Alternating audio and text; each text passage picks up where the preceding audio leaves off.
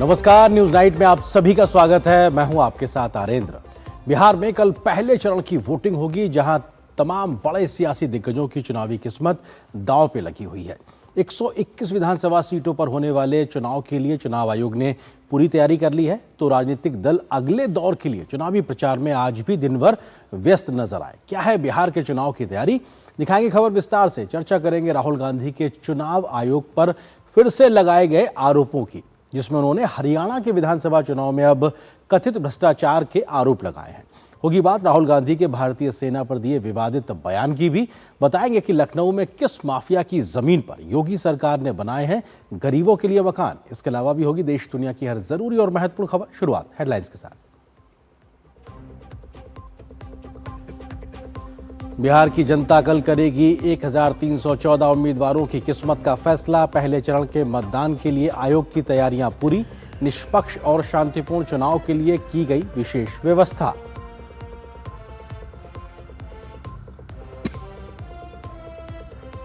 दूसरे चरण के प्रचार में दिग्गजों ने झोंकी ताकत। एनडीए की ओर से राजनाथ सिंह और जेपी नड्डा ने किया प्रचार। महागठबंधन के लिए तेजस्वी यादव, प्रियंका गांधी वाड्रा, प्रशांत किशोर समेत कई दिग्गजों ने ठोकी ताल।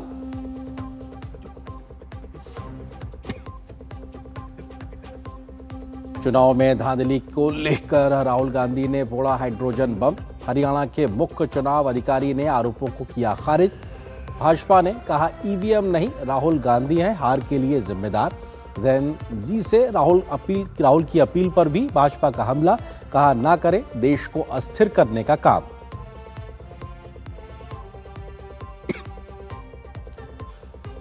सेना में जातिवाद को लेकर दिए बयान पर घिरे राहुल गांधी। बीजेपी सहित एनडीए के नेताओं ने बोला हमला। कहा वर्षों से जात पात की राजनीति करने वाली कांग्रेस अब सेना को भी घसीटना चाहती है इस दलदल में।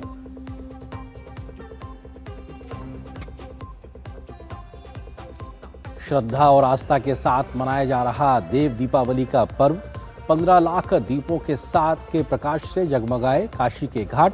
देव दीपावली उत्सव में शामिल हुए सीएम योगी। गुरु नानक देव जी के प्रकाश पर्व पर अमृतसर के स्वर्ण मंदिर में की गई आतिशबाजी।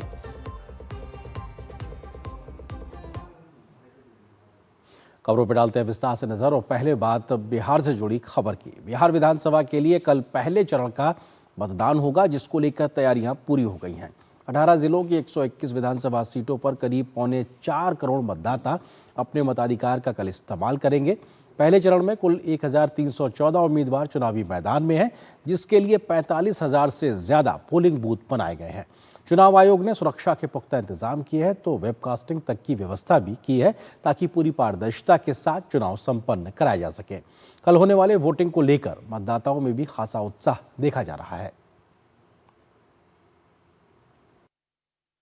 बिहार विधानसभा चुनाव में पहले चरण के लिए गुरुवार को मतदान होना है। चुनाव आयोग ने निष्पक्ष और शांतिपूर्ण ढंग से मतदान संपन्न कराने की सभी तैयारी लगभग पूरी कर ली है। सभी मतदान केंद्रों पर ईवीएम और मतदान कर्मी पहुंच रहे हैं। साथ ही सुरक्षा के भी पुख्ता इंतजाम किए गए हैं। साथ ही मतदाताओं की सुविधा के लिए इस बार कुछ नई व्यवस्था भी की गई है।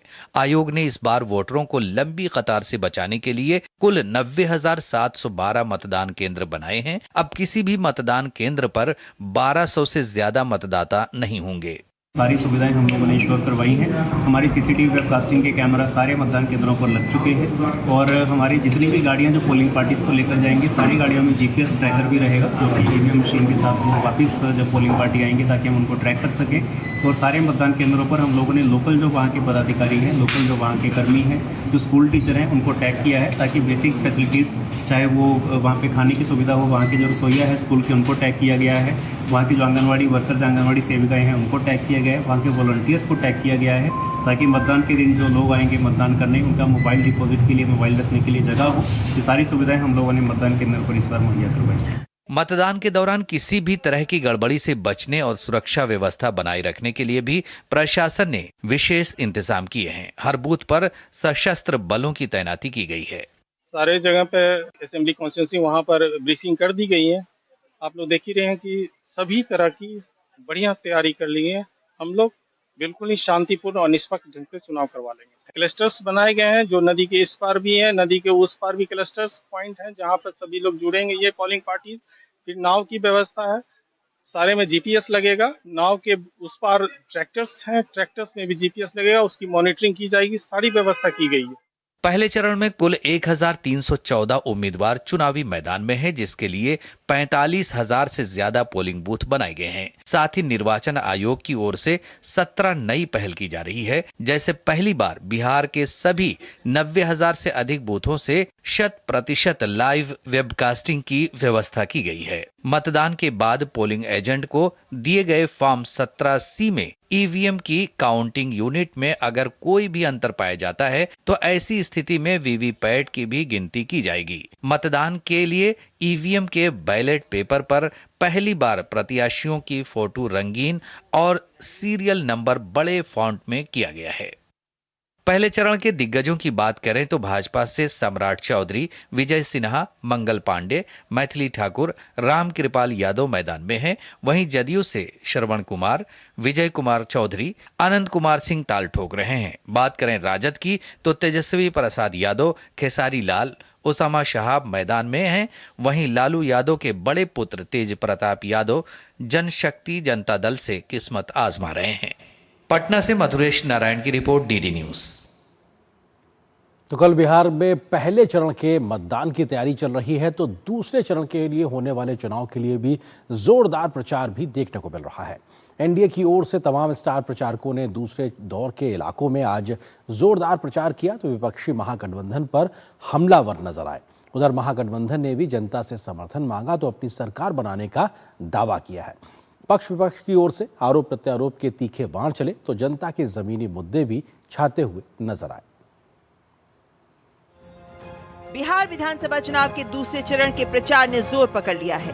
सभी दलों के दिग्गजों ने प्रचार में पूरी ताकत झोंकनी शुरू कर दी है और इसी कड़ी में भाजपा के राष्ट्रीय अध्यक्ष जेपी नड्डा ने बिहार के पूर्वी चंपारण के मधुबन और नरकटियागंज में जनसभा को संबोधित कर लालू राबड़ी राज के जंगल राज का हवाला देते हुए लोगों से आधुनिक और विकसित बिहार के लिए एनडीए को वोट देने की अपील की। तो वहीं भाजपा के वरिष्ठ नेता राजनाथ सिंह ने बिहार के बांका और जमुई में चुनावी जनसभा को संबोधित करते हुए आरजेडी पर जमकर निशाना साधा और एनडीए के नेतृत्व में हुए बिहार के विकास का जिक्र किया।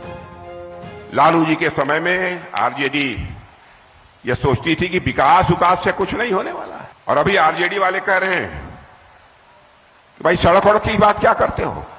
अभी एक किसी का भाषण मैंने सुना था, उन्होंने कहा है, मैं भाषण ही बतला रहा हूं, सड़क मत बनाओ, एक्सीडेंट हो जाता है, बिजली मत लाओ, लोग बिजली के झटके से मर जाते हैं। माने ऐसे भाषण देने वाले अब भी आरजेडी में पड़े हुए हैं। तुमको पकड़कर धर कर ले जाएगी, इसलिए सड़क मत बनाओ।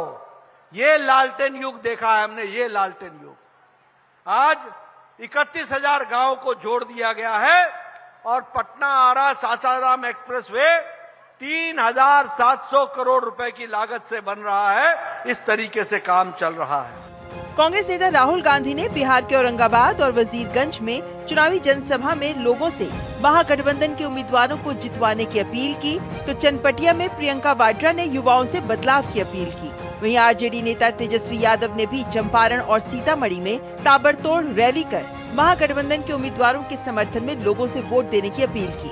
वहीं जन स्वराज पार्टी के संस्थापक प्रशांत किशोर ने बिहार के लोगों से अपने बच्चों की पढ़ाई और रोजगार के लिए वोट करने की अपील की। अपनी जगह समझो, इस देश में क्या है। आप आगे होने चाहिए, आप सर्वोपरि हैं, आप इस देश की जनता है, इस देश की शक्ति है, इस देश का लोकतंत्र हो तुम। जिस परिवार के पास सरकारी नौकरी नहीं है, उस परिवार में एक सरकारी नौकरी तेजस्वी देने का काम करेगा। एक बार अपने बच्चों के लिए वोट करो, अपने बच्चों के पढ़ाई रोजगार के लिए वोट करो। इस बात के लिए वोट करो कि 14 तारीख के बाद से किसी के बच्चे को 10-12 हजार रुपए के रोजी रोजगार के लिए अपना घर परिवार छोड़कर बाहर नहीं जाना पड़े। बिहार विधानसभा के दूसरे चरण की 122 सीटों के लिए 11 नवंबर को मतदान होना है, तो वहीं 14 नवंबर को परिणाम आएंगे। Bureau report, DD news. और यहाँ पर एक छोटे से ब्रेक के लिए रुकते हैं। ब्रेक उस पार जब वापस आएंगे तो आपको दिखाएंगे खबर कि राहुल गांधी ने आज जो हाइड्रोजन बम फोड़ा क्या था उसमें खास, और भाजपा ने उसे क्यों कहा बेदम। इस खबर पर विस्तार से नजर और चर्चा छोटे से ब्रेक के बाद।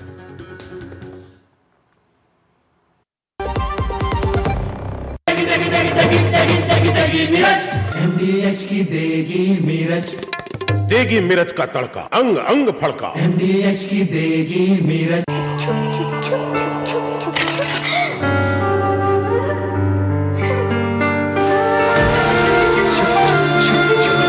आ जाओ। Yes papa. जिंदगी किसी के लिए नहीं रुकती, हम भी आपको कहां रुकने देंगे। जिंदगी के हर मोड़ पर LIC है तो इंश्योर्ड है। LIC हर पल आपके साथ। जब धरती चीर कर निकलता है लोहे का पत्थर और मिलता है मोंगिया के जोश से, फिर तपता है, पिघलता है और बनता है फौलाद। अब होता है सरिया सारी खूबियों के साथ। मोंगिया स्टील, मजबूत देश का मजबूत सरिया। वाह, गाय तुम्हारी माता है ना? तो पशुहार के नाम पर जहर क्यों खिलाता है? अनसन हटा, दिल से खिला, सिर्फ कपिला, देश का नंबर 1 पशु आहार। भारत सरकार ने सभी देशवासियों के हित में हेल्थ इंश्योरेंस से GST पूरी तरह से हटाकर 0 कर दिया है। इससे हेल्थ इंश्योरेंस काफी सस्ता हो गया है। पॉलिसी बाजार पर अब 1 करोड़ का हेल्थ इंश्योरेंस सिर्फ 550 रुपए महीने से शुरू। policybazaar.com। अब आया असली स्वाद। अब आया स्वाद। जब स्वाद के पड़े हो लाले तो MDH का चंकी चाट मसाला डालें। MDH का चंकी चाट मसाला। MDH। एक बार फिर से राहुल गांधी ने चुनाव आयोग पर सवाल खड़े किए हैं। बीते हरियाणा विधानसभा चुनाव में गड़बड़ी के आरोप लगाए हैं।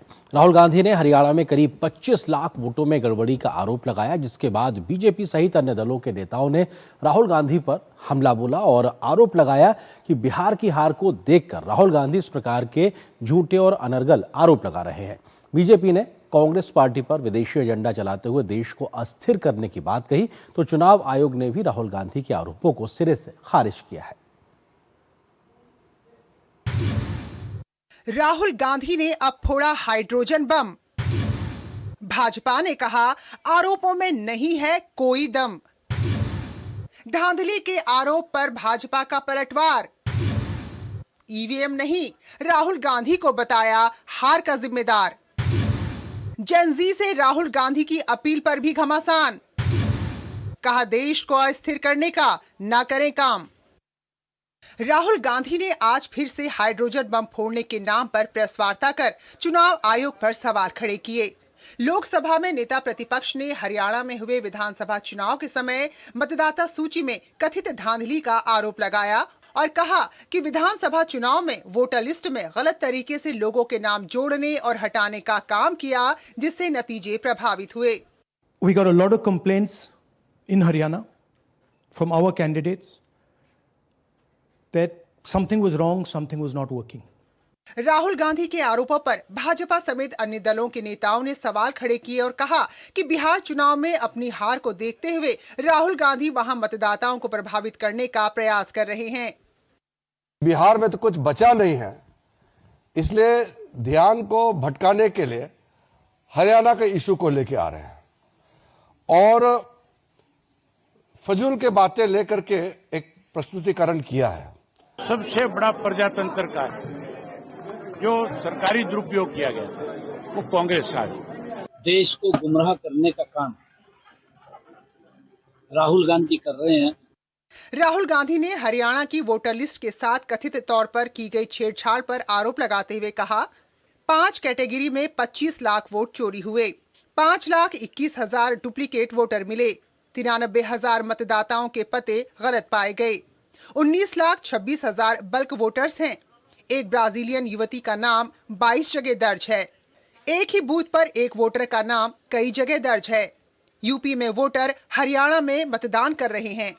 राहुल गांधी ने इन आरोपों को लगाते हुए देश के युवाओं से लोकतंत्र को बचाने की अपील की, जिसके बाद बीजेपी ने राहुल गांधी पर जेन ज़ी को देश में अस्थिरता फैलाने के लिए उकसाने का आरोप लगाते हुए कहा कि देश का युवा सच्चाई जानता है और राहुल के देश विरोधी नैरेटिव को सफल नहीं होने देगा।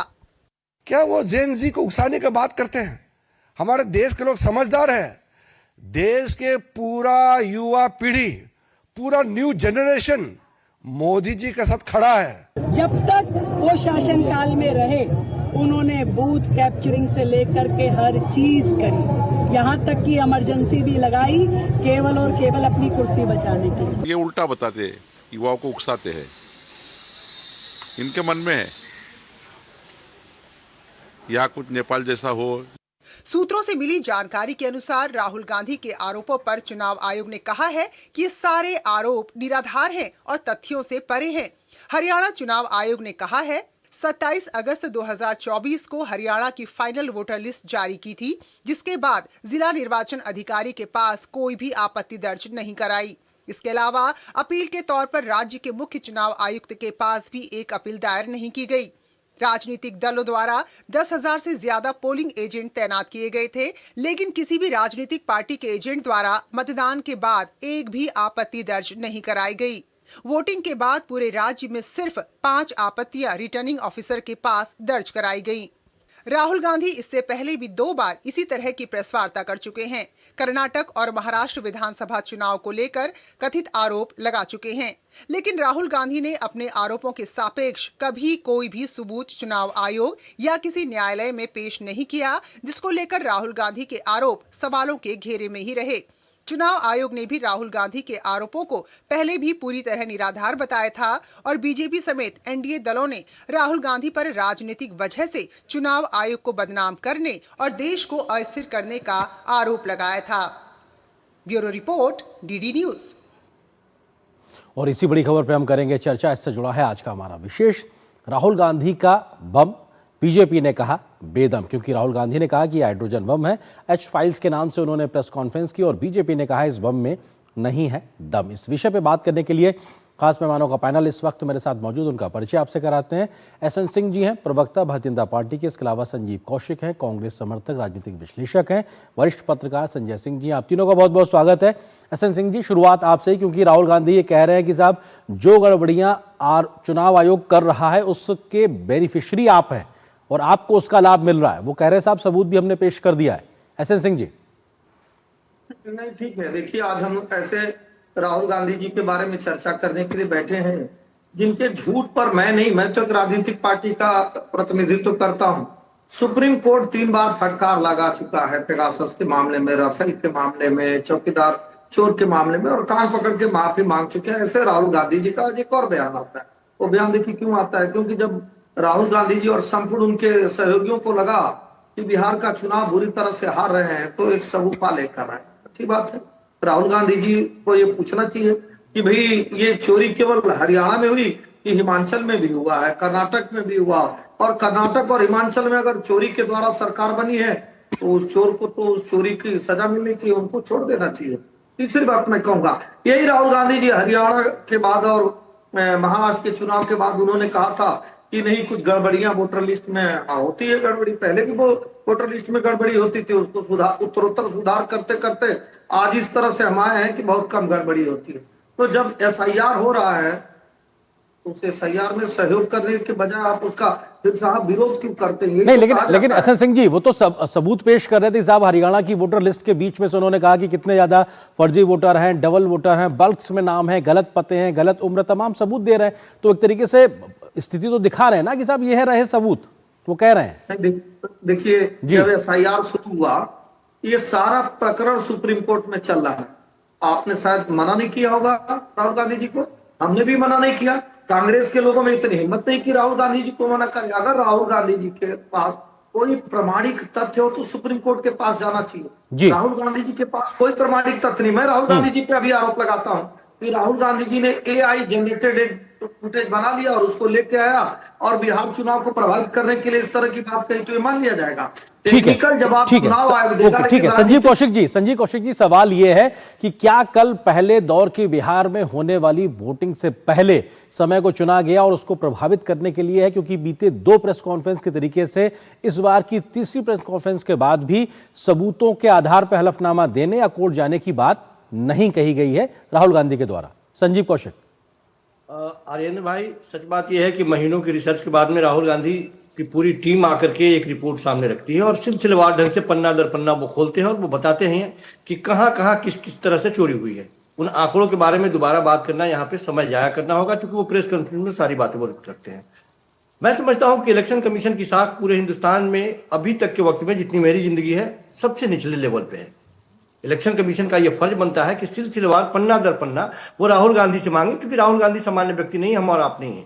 यदि वो कोई आरोप लगा रहे हैं तो उस आरोपों का खंडन नहीं करे, उस आरोपों को झुठलाए, वो गलत सिद्ध करे और राहुल गांधी की जुबान पर टेप साफ दे और पूरे हिंदुस्तान की जनता को यह बताया कि राहुल गांधी एक प्रोपगंडा कर रहे हैं। ये इलेक्शन कमीशन के साख पे प्रश्न खड़ा करने का प्रयास कर रहे हैं। ये झूठे हैं, ये गलत है। लेकिन इलेक्शन कमीशन क्या करिए? इलेक्शन कमीशन ये कह रही है कि राहुल गांधी के सारे आरोप बेबुनियाद है, हम सच्चाई से भरे, ईमानदारी मेरी आंखों में। सर संजीव जी, सवाल यही होता ना, मैं आपको रोकना चाहूंगा। कुछ महत्वपूर्ण तस्वीरें इस वक्त हमारे पास में आ रही, क्योंकि प्रधानमंत्री नरेंद्र मोदी ने अब विश्व कप, जो आईसीसी महिला विश्व कप की जो टीम थी, जीतने वाली भारतीय महिला टीम, उसके साथ में मुलाकात की है दिल्ली स्थित अपने आवास पर। और ये उसी मुलाकात की तस्वीरें जब विश्व विजेता भारतीय महिला क्रिकेट टीम प्रधानमंत्री से मिलने पहुंची, तो प्रधानमंत्री के साथ उनकी मुलाकात की ये तस्वीरें, जहां पर प्रधानमंत्री ने तमाम उन महिला खिलाड़ियों से, देश की उन बेटियों से जिन्होंने तिरंगे का मान सम्मान बढ़ाया, उनसे मुलाकात की, बातचीत की। और विश्व कप विजेता महिला टीम के साथ प्रधानमंत्री की दिल्ली स्थित आवास पर यह मुलाकात की तस्वीरें, जहां पर तमाम खुशनुमा माहौल में बातचीत की ये तस्वीरें, और जो ट्रॉफी है उसके साथ भी प्रधानमंत्री की तस्वीरें, और ये जर्सी भी नजर आ रही है अपने आप में, क्योंकि इस पे नमो लिखा हुआ है, सभी खिलाड़ियों के साइन नजर आ रहे हैं और नंबर 1 लिखा हुआ। तो ये अपने आप में एक जेस्चर है, एक प्रकार से ये कोशिश है उन तमाम खिलाड़ियों के लिए, उन महिला खिलाड़ियों के लिए जिन्होंने अपना सब कुछ खेल के मैदान पर 100% दिया और विश्व विजेता बनके भारत के मान सम्मान को बढ़ाया। इन बेटियों ने, उनके साथ प्रधानमंत्री का यह संवाद, मुलाकात निश्चित तौर से हर खेल प्रेमी, क्रिकेट प्रेमी और महिला खिलाड़ी जो अब इस खेल में अपना आगे भविष्य बनाना चाहते हैं, उनके लिए भी एक उत्साह के माहौल के तरीके से, एक मौके के तरीके से ये तस्वीरें, जब प्रधानमंत्री के साथ उनकी यह मुलाकात। और निश्चित तौर से पूरा देश गौरवान्वित महसूस कर रहा है अपने आप में, तब जबकि देश की बेटियों ने इतना बेहतर कारनामा करके दिखाया और देश के लिए विश्व कप जीता है, और बेहद महत्वपूर्ण मुकाबले में। और हमने देखा कि किस प्रकार से भारतीय महिला क्रिकेट टीम ने आईसीसी विश्व कप के फाइनल मुकाबले में साउथ अफ्रीका की टीम को हराया था और 50 से भी ज्यादा रनों से शिकस्त दी थी। और सेमीफाइनल मुकाबले में विश्व का सबसे ज्यादा बड़े टारगेट को चेस करते हुए जीत हासिल करना, ये अपने आप में दिखाता है कि कितना बेहद महत्वपूर्ण है। इस खबर पर अधिक बातचीत करने के लिए हमारे साथ में मेरी सहयोगी सुचित्रा भारद्वाज मौजूद है, जो कि खेल की खबरों को लगातार कवर करती है और विश्व कप की इस पूरे मैचेस को भी उन्होंने कवर किया। सुचित्रा, उस पूरी लंबी जर्नी के बाद, उस पूरे मैदान के संघर्ष के बाद, अब जब विजेता टीम प्रधानमंत्री से मिलती है तो सबके चेहरे अपने आप में सब कुछ बयां करते नजर आ रहे हैं। सुचित्रा,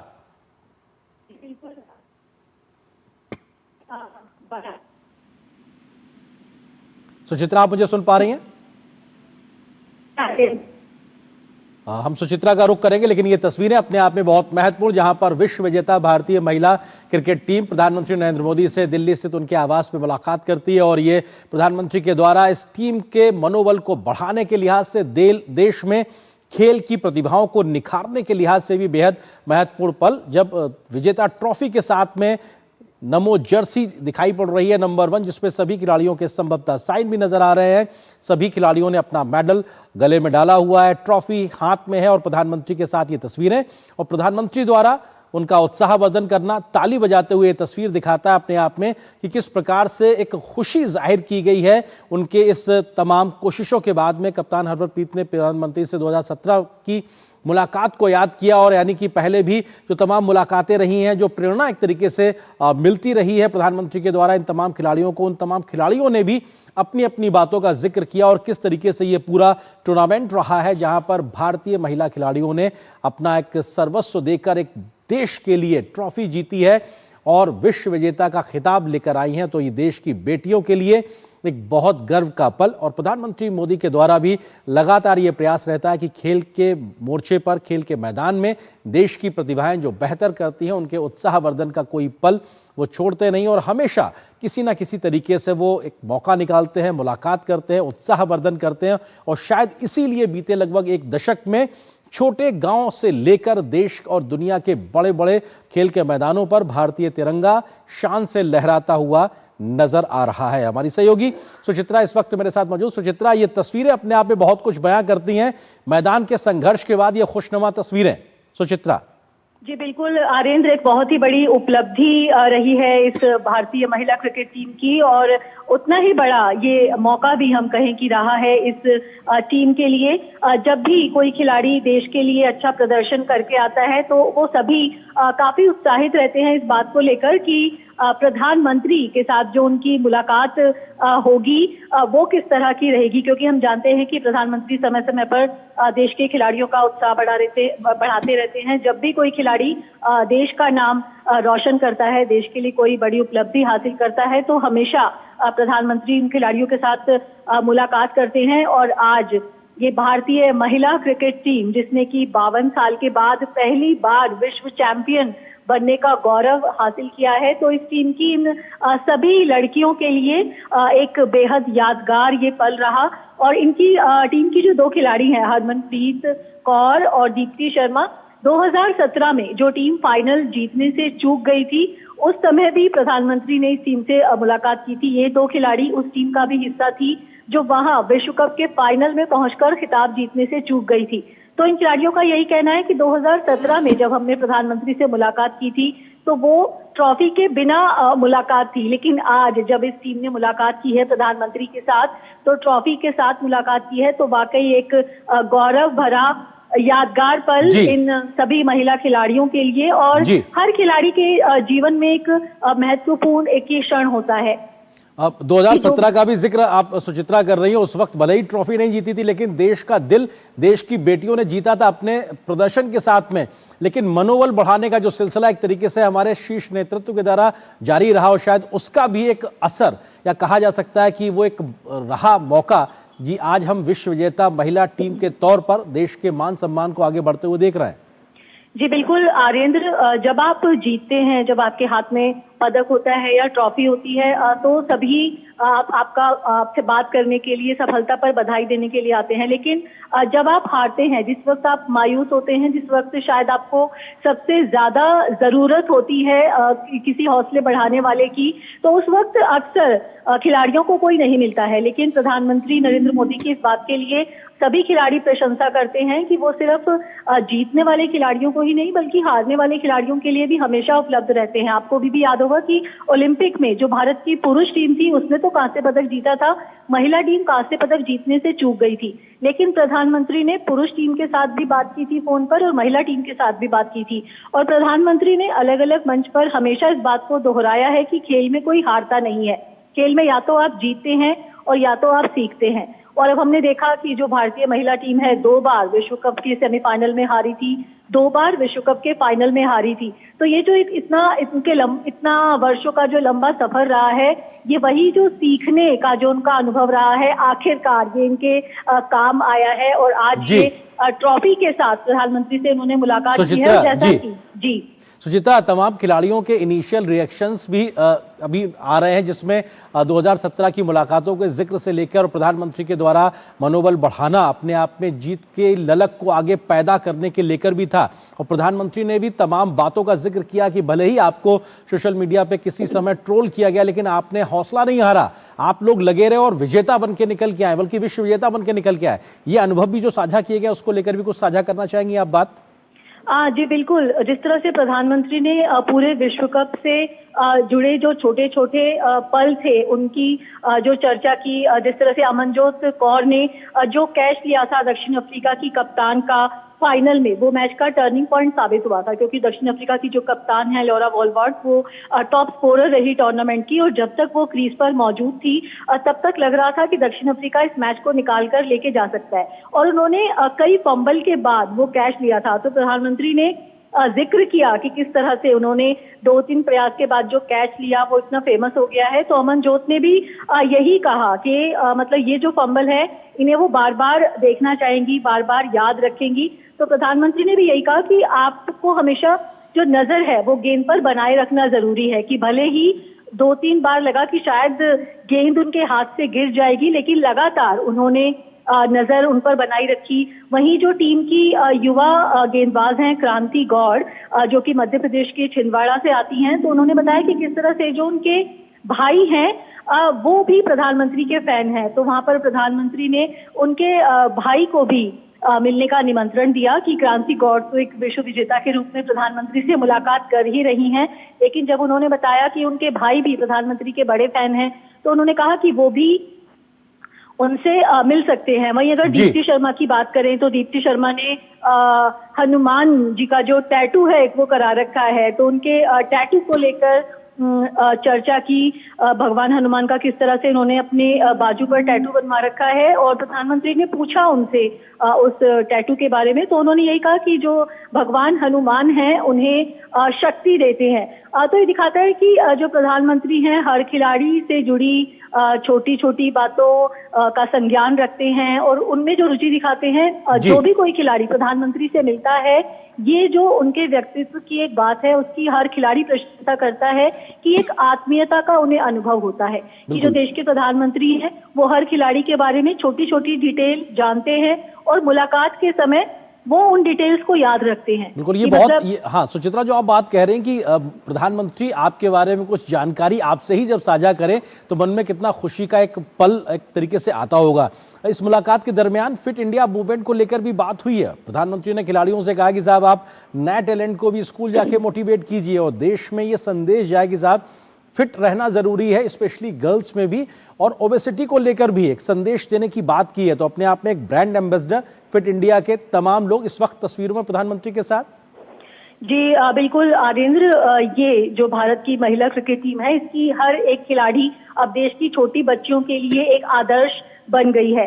जब ये फाइनल मुकाबला खेला गया, रविवार का दिन था, हमने देखा कि किस तरह से कई परिवार इस मैच को देखने के लिए आए थे। उनके साथ में उनकी एक छोटी बच्ची या 2 छोटी बच्चियां थी और बाहर निकलकर सबने यही कहा कि वो यही चाहेंगे कि उनकी भी जो बच्चियां हैं एक दिन इन्हीं खिलाड़ियों की तरह आगे चलकर देश के लिए क्रिकेट खेले, देश का नाम रोशन करें। और प्रधानमंत्री ने हमेशा ही जो भी देश के बड़े खिलाड़ी हैं उनको एक फिटनेस आइकन के रूप में देश के छोटे बच्चों के लिए एक आदर्श पेश करने के लिए कहा है। और इन लड़कियों से भी प्रधानमंत्री ने एक बार फिर उसी बात को दोहराया कि जो देश की छोटी बच्चियां हैं वो आपको एक आदर्श के तौर पर देख रही हैं और लगातार जो संतुलित खान पान है, फिजिकली एक्टिव रहना है, उस पर जोर जो है वो प्रधानमंत्री ने दिया है। फिट इंडिया कैंपेन की भी अगर हम बात करें, उसका उद्देश्य ही यही था कि पूरे देश को फिट बनाया जाए। तो प्रधानमंत्री ने इन लड़कियों से भी यहाँ पर यही एक गुजारिश की, यही एक उन्हें उद्देश्य दिया है कि आप तो फिट हैं लेकिन अब आपको इस देश की जो सारी बच्चियां हैं उन्हें भी फिट बनाना है। और ओबेसिटी को लेकर और फिजिकल एक्टिविटी को लेकर जो आपका संदेश है, अगर क्योंकि आपने देखा कि जब भारतीय टीम विश्व चैंपियन बनी, विश्व चैंपियन बनने में फिटनेस बेहद काम आती है, क्योंकि वनडे ये मैच थे, 50 ओवर तक आपको फील्डिंग करनी होती है, 50 ओवर तक आपको बैटिंग करनी होती है। और सेमीफाइनल और फाइनल की मैं बात करूं, बल्कि न्यूजीलैंड के खिलाफ जो करो मरो का मुकाबला था, मुंबई की उमस भरी गर्मी में 50 ओवर तक फील्डिंग करना, 50 ओवर तक बैटिंग करना कोई आसान बात नहीं होती है। और हमेशा हमें वो दृश्य याद रहेंगे न्यूजीलैंड के खिलाफ मुकाबले में जो भारत की सलामी बल्लेबाज थी, युवा सलामी बल्लेबाज प्रतिका रावल, उनका जो शतक लगाने के बाद बल्ला उठाते हुए जो पसीने से लथपथ चेहरा था, उस पर जो मुस्कान थी, और जेमिमा रोड्रिग्स की जो सेमीफाइनल में पारी थी ऑस्ट्रेलिया के खिलाफ। आर्यन 50 ओवर तक मुंबई की उमस भरी गर्मी में फील्डिंग करने के बाद वो 127 रन की पारी खेलना जेमिमा रोड्रिग्स की फिटनेस लेवल को दर्शाता है। तो वही जो इन खिलाड़ियों का जो फिटनेस लेवल है, मैं कहूँ कि जो देश के जो पुरुष क्रिकेटर्स हैं उनसे किसी भी मायने में कम नहीं है। और प्रतिका रावल ने वो शतक लगाने के बाद कहा था कि ये आपको आज हमारा शतक दिख रहा है लेकिन हम मैदान में बहुत मेहनत करते हैं, हम बहुत ट्रेनिंग करते हैं, हम प्रैक्टिस कैंप में घंटों घंटों पसीना बहाते हैं। तो ये उस घंटों की अभ्यास और उसी मेहनत का ही जो परिणाम है आज जो हमें विश्व कप के रूप में दिखाई दे रहा है। तो यही जो मेहनत है, यही जो फिटनेस है जो इन भारतीय क्रिकेट टीम की हर एक खिलाड़ी में है, वही फिटनेस, वही मेहनत प्रधानमंत्री देश की हर बच्ची में देखना चाहते हैं। तो वही यहाँ पर उन्हें उद्देश्य दिया गया है कि इस कैंपेन को, आप तो फिट है लेकिन आप अब देश की हर बच्ची को भी फिट रहने के लिए प्रेरित करें। तो यही फिट इंडिया कैंपेन को आगे बढ़ाने की बात की। सुचित्रा, हम ये भी जानते हैं कि इस टीम के जो भारतीय महिला क्रिकेट टीम है जो विश्व विजेता है, अब उस टीम में बहुत से छोटे शहरों से, बहुत छोटे छोटे परिवारों से और बड़े बड़े संघर्षों के साथ में ये देश की बेटियां निकल के आई हैं, जिन्हों की सफलता तो आज हर कोई देख रहा है, लेकिन उनके और उनके परिवार के उस संघर्ष की कहानी अभी शायद उतनी ज्यादा लोगों तक नहीं पहुंची जितना वो शायद डिजर्व करती हैं। और शायद ये भी एक बड़ा प्रयास बीते एक दशक पे रहा है कि देश के सुदूर इलाकों से भी टैलेंट को देश के बड़े मंच तक मौका मिल सके। ये भी प्रधानमंत्री की कोशिश रही और शायद इस वजह से भी तमाम टैलेंट को इतना जब मौका मिलता है, इतना फैसिलिटेशन किया जाता है, उनको तमाम योजनाओं का लाभ मिल पाता है, तो शायद बेहतर प्रदर्शन करने का और बेहतर मौके को बेहतर करने का एक तरीके से उनको मौका मिलता है। जी बिल्कुल आर्यन, धीरे धीरे करके जो कहानियां हैं वो भी लोगों के सामने आएंगी। क्रांति गौड़ की ही अगर बात करें, वो छिंदवाड़ा से आती है मध्य प्रदेश में। उनके लिए जो उनका कोचिंग सेंटर था वो 40 किलोमीटर दूर था, यानी कि क्रिकेट की कोचिंग लेने के लिए 40 किलोमीटर दूर तक उन्हें जाना पड़ता था। अमनजोत कौर जब वो क्रिकेट सीखने के लिए जाती थी, आप जानते हैं कि किसी भी छोटी बच्ची को जब क्रिकेट सीखने के लिए भेजना होता है, जो बच्चों के पेरेंट्स हैं, जो बच्चों की फैमिलीज हैं, उनका एक बड़ा संघर्ष उनके पीछे छिपा होता है। तो अमनजोत कौर भी जब जाकर क्रिकेट सीखती थी तो जो उनकी दादी हैं वो घंटों घंटों तक वहां एक बेंच पे बैठी रहती थी। वो उन्हें अपने साथ क्रिकेट सिखाने के लिए लेकर जाती थी और अपने साथ ही वापस लेकर आती थी। शेफाली वर्मा जो कि प्लेयर ऑफ द मैच भी बनी फाइनल में, शेफाली वर्मा ने बचपन में, क्योंकि उनके भाई जो थे वो क्रिकेट खेलते थे, तो एक बार उनके भाई बीमार हो गए थे और शेफाली वर्मा हमेशा एक बॉय कट रखती थी अपने भाई की तरह। उन्हें भी लड़कों की तरह लड़कों के गेटअप में रहना पसंद था।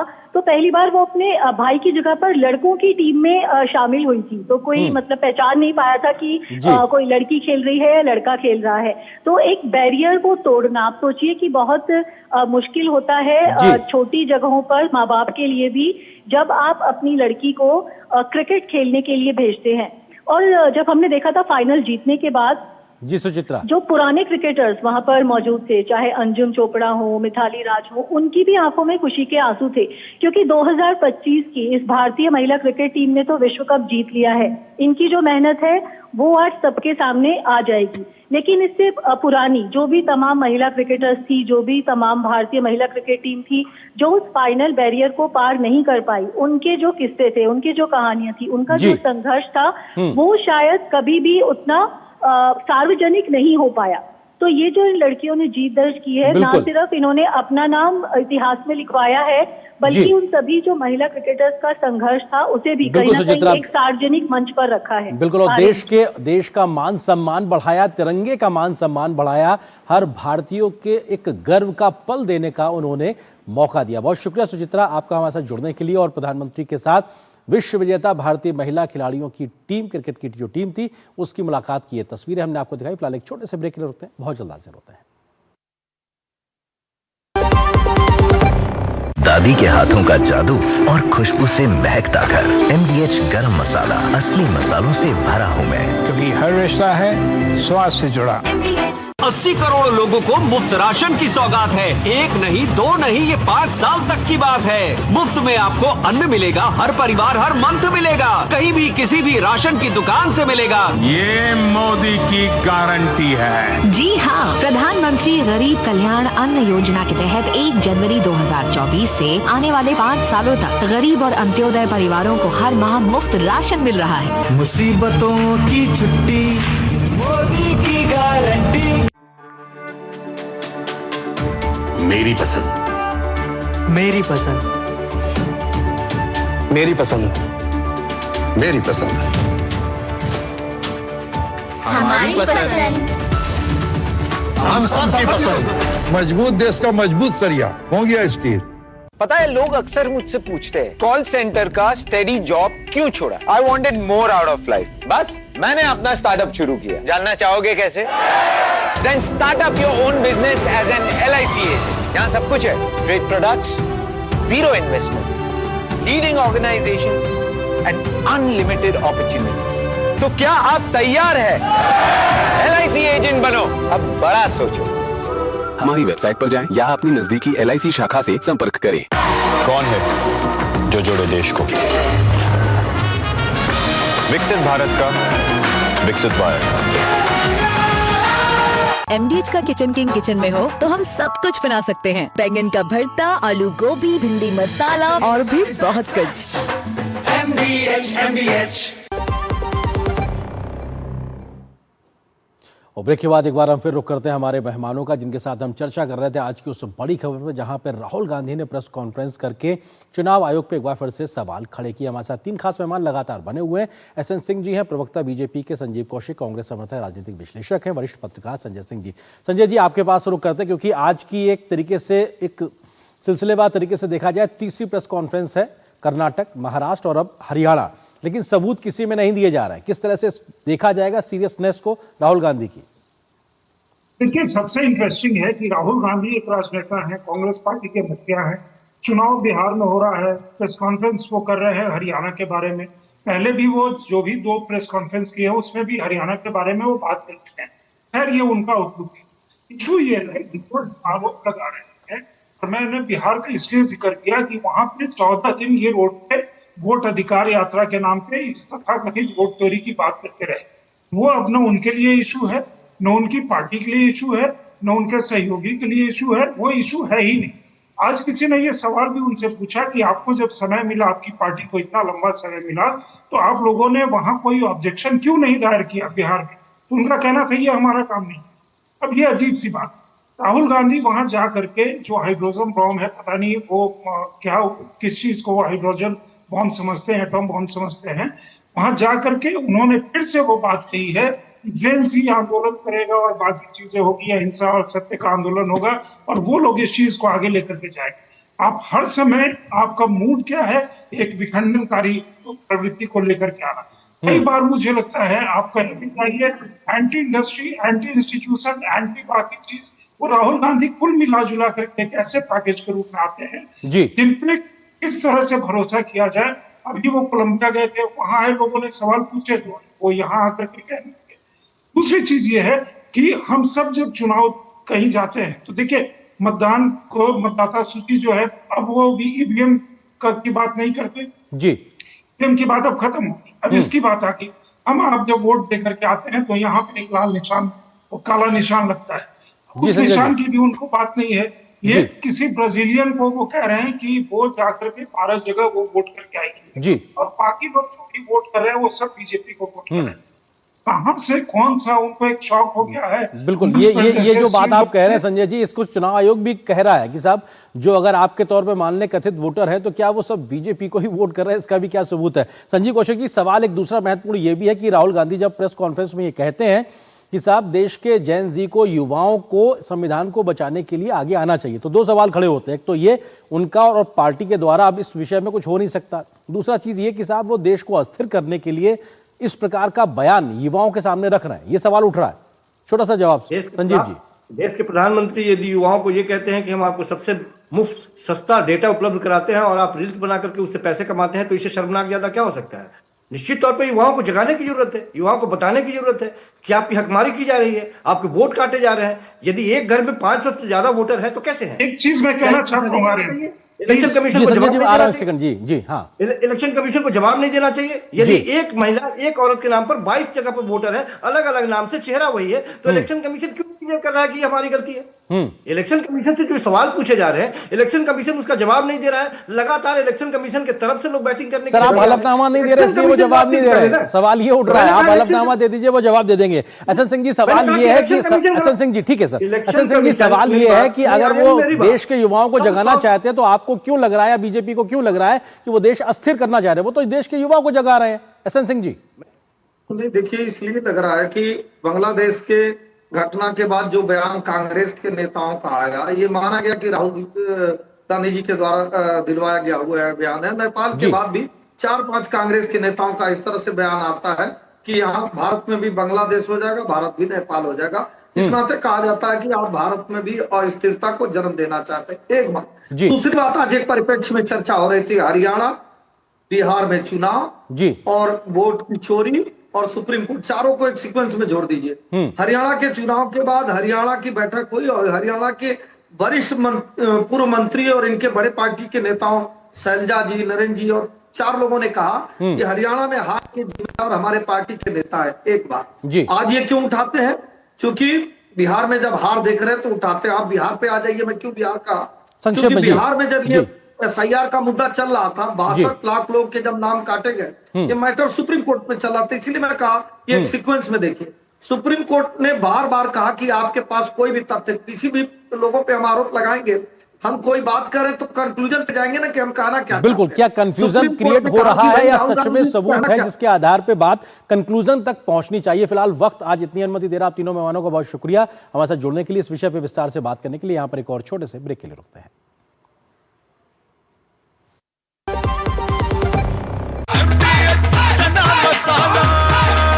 अब छोलिया हो या लोबिया, सफेद चने या काले चने, सब कुछ मजेदार बने।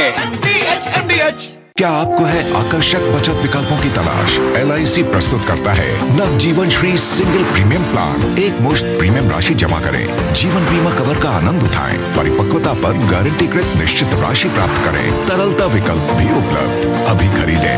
मौजूदा पॉलिसी धारकों के लिए आकर्षक छूट, नियम और शर्तें लागू। मेरी पसंद, मेरी पसंद, मेरी पसंद, मेरी पसंद, हमारी पसंद, हम सबकी पसंद। मजबूत देश का मजबूत सरिया हो गया स्टील।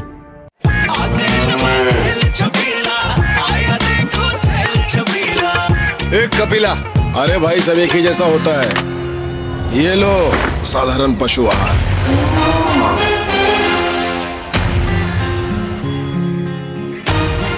इस देश की हर माँ, बच्चे, बूढ़े, जवान, खिलाड़ी, डॉक्टर, इंजीनियर, सबको गाय भैंस की दूध की शक्ति पर भरोसा है। पर जब इन पशुओं को कपिला पशु आहार मिलेगा, तभी तो दूध सिर्फ ज्यादा ही नहीं, शक्ति से भरपूर भी होगा।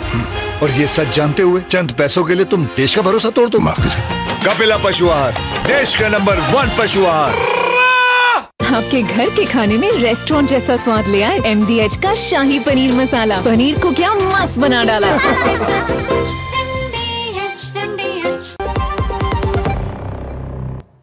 कल राहुल गांधी ने देश की सेना पर विवादित जातिवादी टिप्पणी की थी। राजनीतिक भाषण देते हुए राहुल गांधी ने कहा था कि भारतीय सेना देश की 10% आबादी के नियंत्रण में है। इस बयान के बाद सियासी बखेड़ा खड़ा हो गया। बीजेपी सहित NDA के नेताओं ने राहुल गांधी पर देश को बांटने का आरोप लगाया और कहा कि सेना जैसे संवेदनशील मुद्दे पर कांग्रेस पार्टी राजनीति कर रही है, जो देश की एकता अखंडता के लिए ठीक नहीं है। राहुल गांधी के विवादित बोल के बाद कांग्रेस पार्टी बचाव की मुद्रा में नजर आ रही है, तो बीजेपी ने कांग्रेस पार्टी की विचारधारा पर ही सवाल खड़े किए हैं।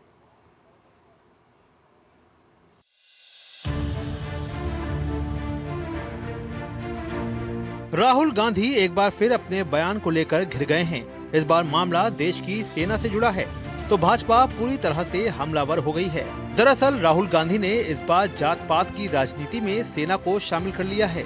बिहार के कुटुंबा में चुनावी सभा को संबोधित करते हुए राहुल गांधी ने कहा कि भारतीय सेना देश की 10% आबादी के नियंत्रण में है, जबकि 90% दलित, पिछड़े और अल्पसंख्यक प्रतिनिधित्व से वंचित हैं।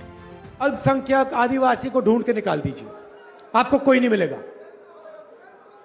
आपको एक नहीं मिलेगा। सारे के सारे 10% आबादी में से आते हैं। सारा बैंक का धन उनको जाता है, सारी नौकरियां उनको जाती हैं, ब्यूरोक्रेसी में उनको जगह मिलती है। आप जुडिशरी देखिए, वहां भी उनको सब मिलता है। सेना में उनका कंट्रोल है। बिहार चुनाव से पहले राहुल गांधी के इस बयान ने सियासी भूचाल ला दिया है। भाजपा समेत एनडीए के सहयोगी दल इस बयान पर हमलावर हैं।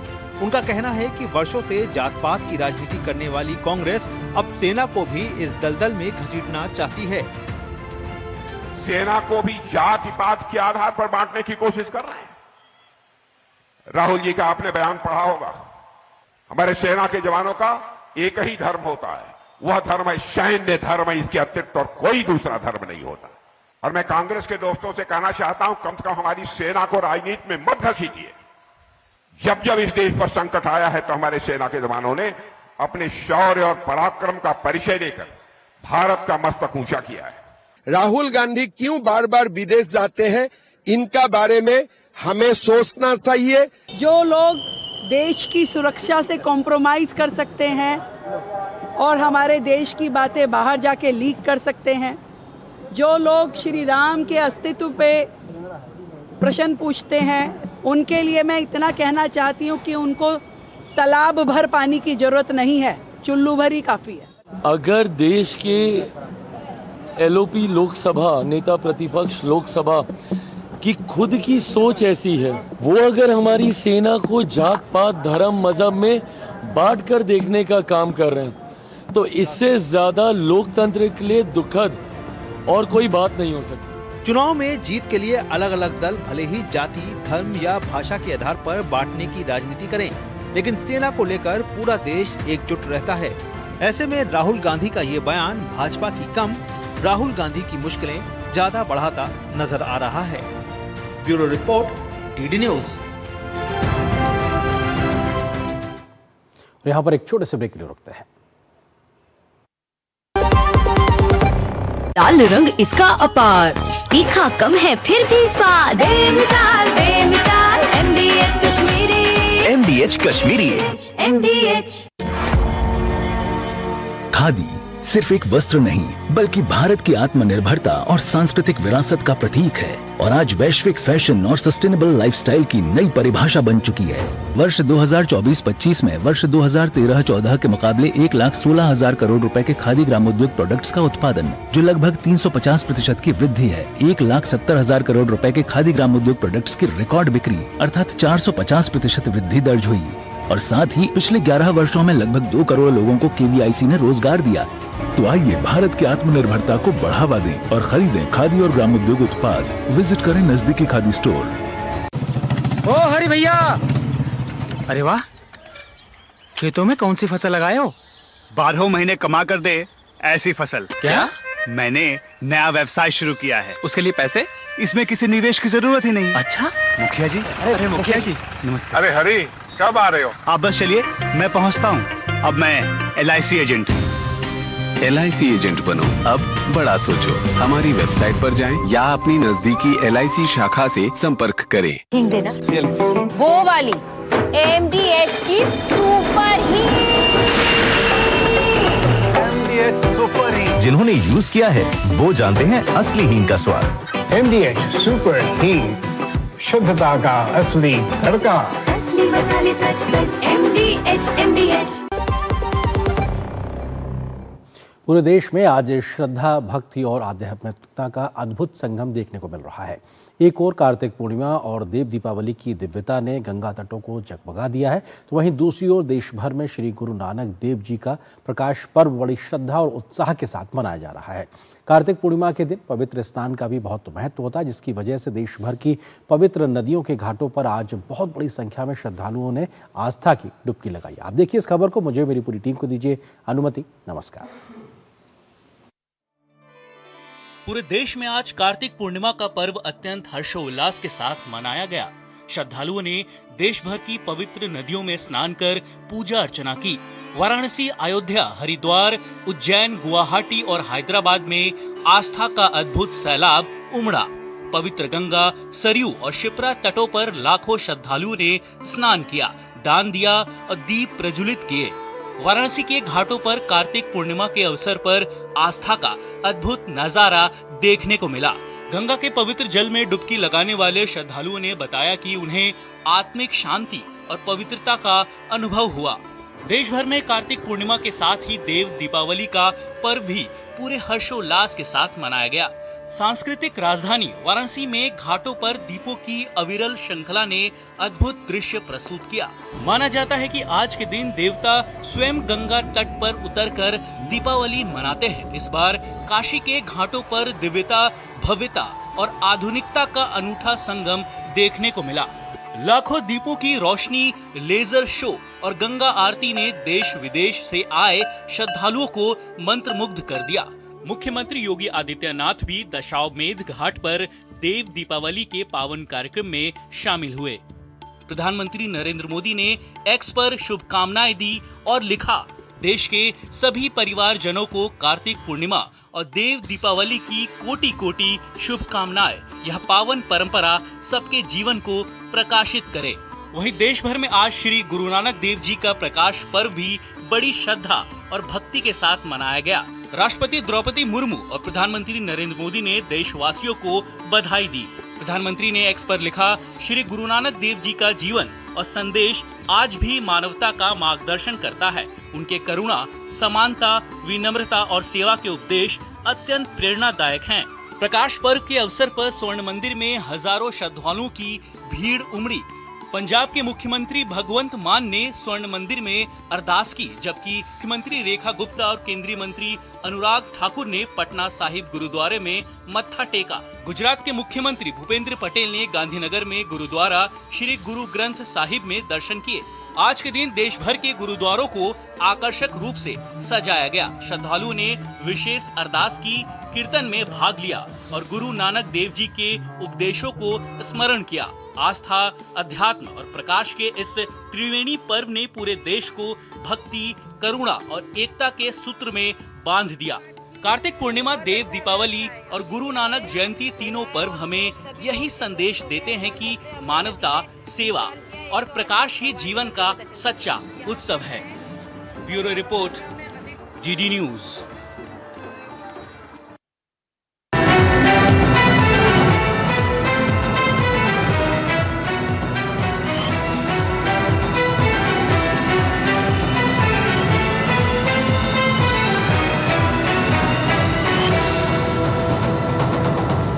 न्यूज नाइट के प्रायोजक थे LIC।